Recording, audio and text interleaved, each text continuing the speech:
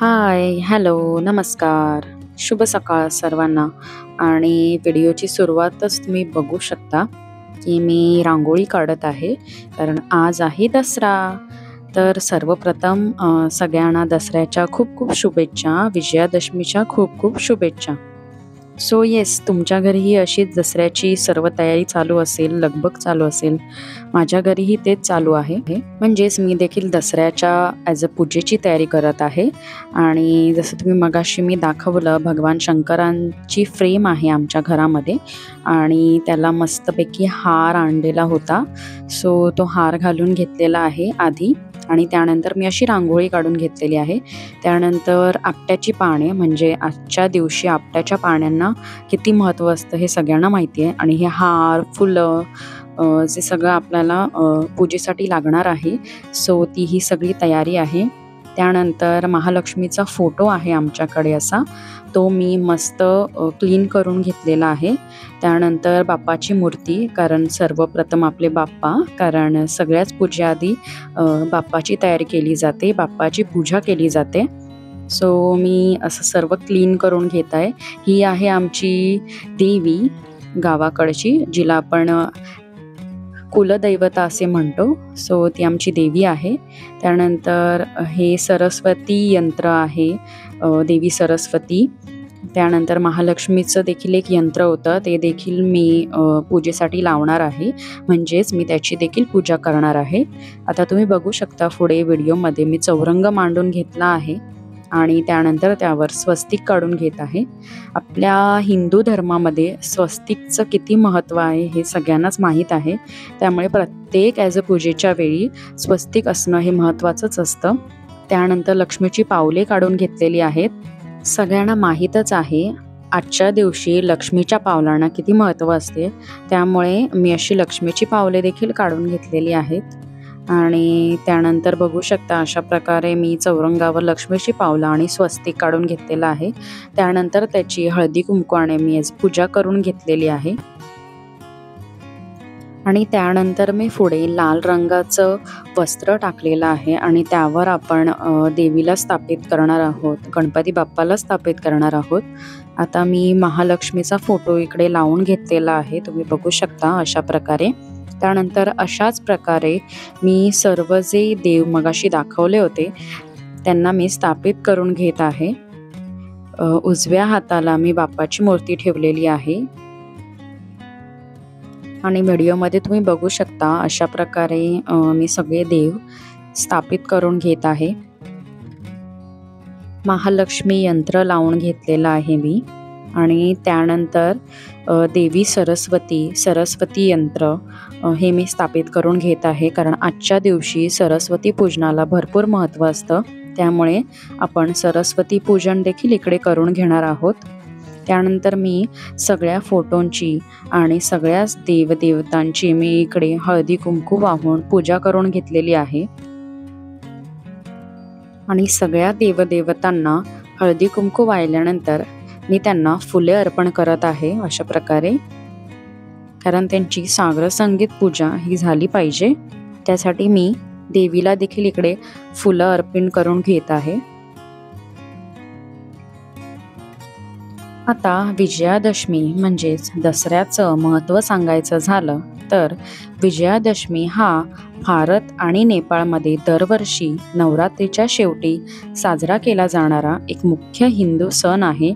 याला दसरा, दशहरा किंवा दशैन या नावानेही ओळखले जाते. हा सण हिंदू दिनदर्शिकेप्रमाणे अश्विन महिन्याच्या 10व्या दिवशी साजरा केला जातो. अश्विन महिना हा हिंदू सौर दिनदर्शिकेतील 7वा महिना असतो, जो सामान्यतः सप्टेंबर आणि ऑक्टोबर या महिन्यात येतो. म्हणजेच तुम्हाला माहीतच असेल, दरवर्षीप्रमाणे नवरात्री सप्टेंबरमध्ये किंवा ऑक्टोबरमध्ये येते. विजयादशमी म्हणजेच अश्विनी शुद्ध दशमी हा दिवस भारतीय संस्कृतीत महत्त्वाचा मानला जातो. देवीच्या घटांची स्थापना अश्विन शुद्ध प्रतिपदेला केल्यानंतर देवीचे नवरात्र साजरे होते. आता थोडं सविस्तर विजयादशमीबद्दल सांगायचं झालं तर विजयादशमी म्हणजेच दसरा वेगवेगळ्या कारणांसाठी साजरी केली जाते आणि भारतीय उपखंडातील नेपाळी आणि भारतातील विविध प्रांतात वेगवेगळ्या पद्धतीने साजरी केली जाते. भारताच्या दक्षिणेकडे, पूर्वीकडे, ईशान्येकडे आणि काही उत्तरेकडे राज्यांमध्ये विजयादशमीला दुर्गापूजेची समाप्ती होते. म्हणजे तुम्हाला माहीतच असेल की दुर्गापूजा ही किती महत्त्वाची आणि विशेष मानली जाते. या दिवशी देवी दुर्गाने महिषासूर या म्हशीच्या राक्षसावर विजय मिळवून धर्माचे रक्षण केले होते. उत्तर, मध्य आणि पश्चिम राज्यामध्ये या सणाला दसरा म्हणतात किंवा दशहरा असंही म्हटलं जातं. या प्रदेशामध्ये या सणाला रामलीलाची समाप्ती होते आणि देव रामाने रावणावर केलेल्या विजयाचे स्मरण केले जाते. वैकल्पिकरित्या हा सण दुर्गा किंवा सरस्वती यांसारख्या देवीच्या विविध पैलूंबद्दल आदर दर्शवतो. म्हणजेच या दिवशी आपल्याला नेमके काय करायचे असते? सरस्वती समान मानल्या जाणाऱ्या, म्हणजेच आपण सरस्वती कोणाला मानतो? आपल्याकडे वह्या असतात, पेन पेन्सिल असतात, म्हणजेच जे विद्येचे साधन आहे, तर त्या सगळ्यांचं आपल्याला इकडे पूजा करून घ्यायची असते. कारण या सर्व गोष्टी सरस्वती समान असतात.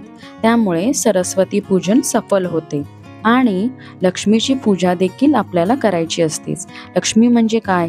जे आपल्याकडे सोन्याचे दागिने असतात किंवा सोन्याच्या गोष्टी असतात. आणि धन म्हणजेच ॲज अ पैसा, मनी, या सगळ्यांचा आपल्याला पूजेसाठी वापर करायचा असतो. त्यामुळे आपली पूजा संपन्न होते. थोडं आणखीन सांगायचं झालं तर विजयादशमीच्या उत्सवात नदी किंवा महासागराच्या समोर मिरवणूक काढली जाते. या मिरवणुकीत देवी दुर्गा, लक्ष्मी, सरस्वती, गणेश आणि कार्तिकेय यांच्या मातीच्या मूर्ती संगीत आणि मंत्रासह घेऊन जातात. त्यानंतर या मूर्ती पाण्यात विसर्जित केल्या जातात. इतरत्र दसऱ्याच्या दिवशी वाईटाचे प्रतीक असलेल्या रावणाच्या भव्य पुतळ्यांचा फटाक्यांसह जाळण्यात येते. हे रावण दहन वाईटाचा नाश असल्याचे प्रतीक मानले जाते. विजयादशमीनंतर 20 दिवसांनी साजरा होणाऱ्या दिवाळीची तयारीही या सणातून सुरू होते. दिवाळी हा दिव्यांचा महत्त्वाचा हिंदू सण आहे. धार्मिक मान्यतानुसार दसऱ्याच्या सणामागे 2 मुख्य कारणे सांगितली जातात. पहिले कारण म्हणजे भगवान रामाने याच दिवशी रावणाचा वध केला होता. दुसरे कारण म्हणजे आई दुर्गा देवीने महिषासूर राक्षसासोबत चाललेल्या 10 दिवसांच्या युद्धात महिषासुराचा संहार केला होता. दसरा हा सण देश-विदेशात मोठ्या उत्साहात साजरा केला जातो. शारदीय नवरात्रीच्या 9 दिवसांपर्यंत देवी दुर्गेच्या 9 वेगवेगळ्या रूपांची विधिविधानानुसार पूजा, उपासना आणि आराधना केली जाते.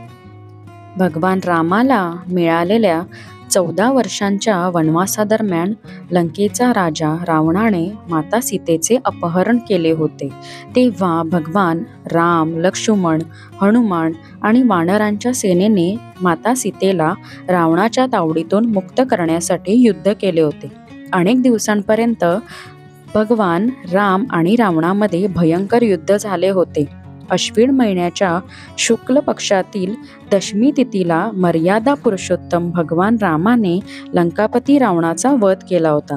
रावणाच्या वाढत्या अत्याचारामुळे आणि अहंकारामुळे भगवान विष्णूंनी रामाच्या रूपात अवतार घेतला होता. रावणाचा वध करून पृथ्वीला रावणाच्या अत्याचारातून मुक्त केले होते. रावणावर विजय प्राप्त केल्याच्या स्मरणार्थ दसऱ्याचा सण साजरा केला जातो. त्यामुळेच या सणाला विजयादशमी असेही म्हणतात, जे मी आधीही तुम्हाला व्हिडिओमध्ये सांगितले आहे. आणि तुम्हाला सगळ्यांना माहीतच असेल, दसऱ्याच्या मुहूर्तावर काही जण सोने देखील खरेदी करतात. कारण सोने खरेदी देखील शुभ मानली जाते या दिवशी. त्यामुळे तुम्ही सोने खरेदी देखील करू शकता. माझी देखील दसऱ्याची पूजा संपन्न झालेली आहे. तुम्ही बघितलंच असेल व्हिडिओमध्ये मी नेमकी कोणत्या प्रकारे पूजा केलेली आहे. आणि अशीच पूजा तुम्हीही दसऱ्यानिमित्त करू शकता. सो हा व्हिडिओ माझा इकडे कंप्लीट झालेला आहे. तुम्हाला आणि तुमच्या फॅमिलीला दसऱ्यानिमित्त, विजयादशमी निमित्त खूप खूप शुभेच्छा. आता दिवाळी देखील येत आहे, सो त्याचीही लगबग आणि तयारी सगळ्यांच्या घरी चालू असेल. सो दिवाळीचे व्हिडिओही येतील आणि तेही तुम्हाला बघायला आवडतील. हा व्हिडिओ आवडला असेल तर लाईक, शेअर आणि सबस्क्राईब करा. Thank you for watching guys.